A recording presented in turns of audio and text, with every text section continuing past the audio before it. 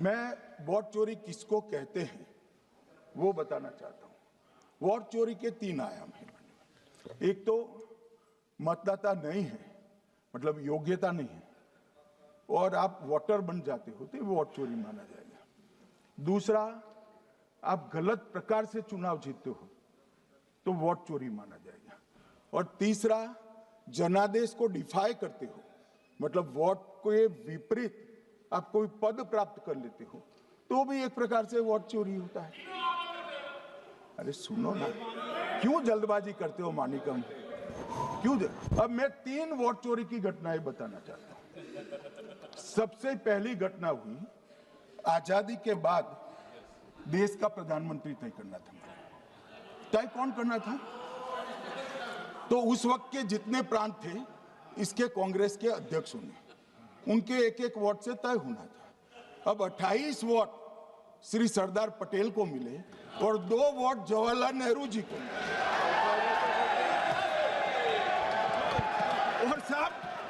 और साहब प्रधानमंत्री जवाहरलाल जी बने।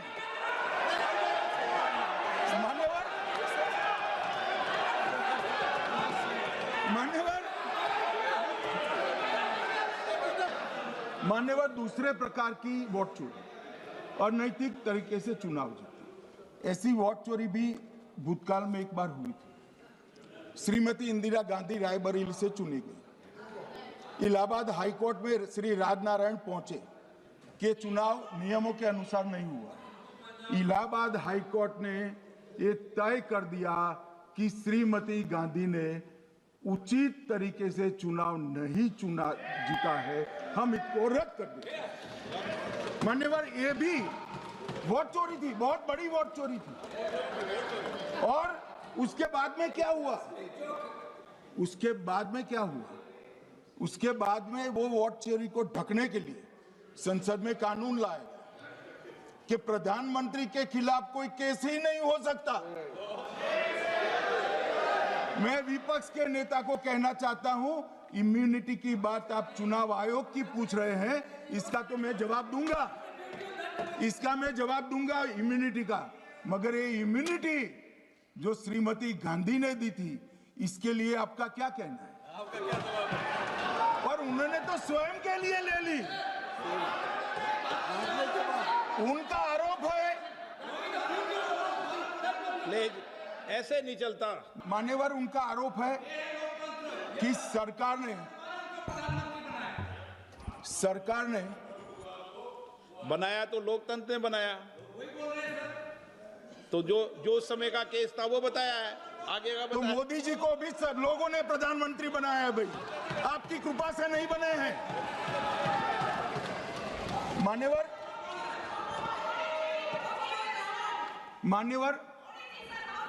इस तरह से मानक तरीका ठीक नहीं है आपका, 2-2 मिनट में उठना। मान्यवर, विपक्ष के नेता ने कहा कि आपने चुनाव आयुक्तों को इम्यूनिटी दी। इनका आरोप सत्य नहीं है, मैं इसकी बात बाद में करता हूं। परंतु हमने तो चलो मानो चुनाव आयुक्त को इम्यूनिटी दी, श्रीमती गांधी ने तो अपने आप को इम्यूनिटी दी। और फिर जब ये संवैधानिक सुधार के वायरस चैलेंज हुए तो वो केस जीतने के लिए 2, 3 और 4 नंबर के सर्वोच्च न्यायालय के जज को बाईपास कर 4थे नंबर के जज को चीफ जस्टिस बनाया और वहां केस भी जीत लिया। और मान्यवर, ये तो इतिहास है, कौन जुटला सकता है?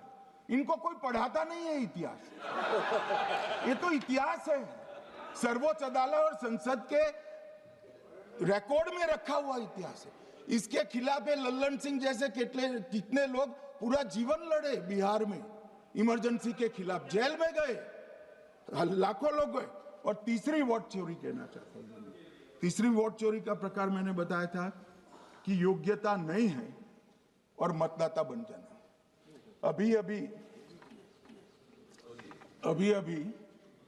एक वाद पहुंचा है, वाद मतलब डिस्प्यूट पहुंचा है दिल्ली की सिविल अदालत में। उसमें डिस्प्यूट ये है कि सोनिया गांधी जी इस देश की नागरिक बनने से पहले मतदाता बने।